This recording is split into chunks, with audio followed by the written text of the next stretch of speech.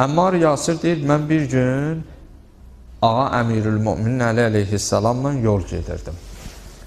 Ağa Əmirülmüminin Əli əleyhissalamla yol gedirdim. Gəldik bir yerə yetişdik ki, büsbütün səhra doludur qarışqa ilə. Büsbütün səhra qarışqa ilə doludur. Axı, bəzən insan elə bir şeyləri görür, özündən asılı olmayaraq təəccüb edir.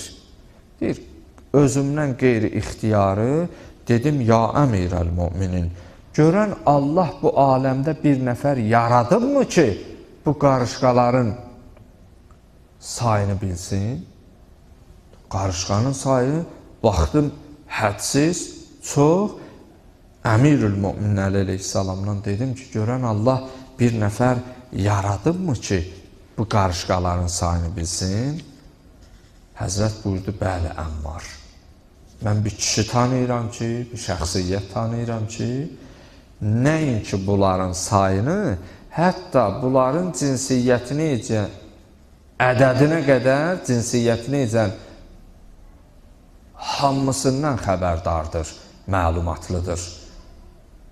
Əmmar deyir, mən dedim, ya Əmirəl-Müminin, o kişi kimdir, o şəxsiyyət kimdir ki, Allah Taala bu qədər sayda insanı heyrətə salacaq qarışqaların sayını ona əyan etmiş, bəlli etmiş.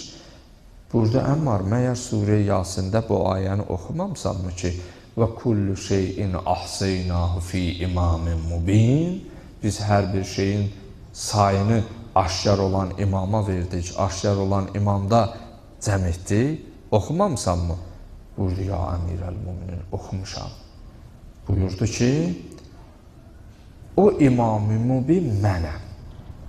Qeyraz Əli ibn Əbi Talib əleyhissalam kimsə bu iddiada olunmayıb. Tarix bir nəfər heç uydurulma, cəhli, qondarma bir hədisdə belə bir nəfər dursun desin ki, İmam-ı Mubindən məqsəd mənəm, tarix bunu göstərməyib.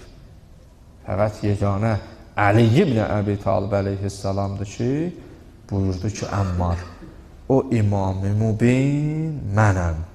Odur ki, dünyada bir şey olsun belə, mənə məlum olmasın, belə bir şey yoxumuz. Bu məqama çatmış İbrahim Xəlil istəyim və məqsədim var ha, bunu deməkdə.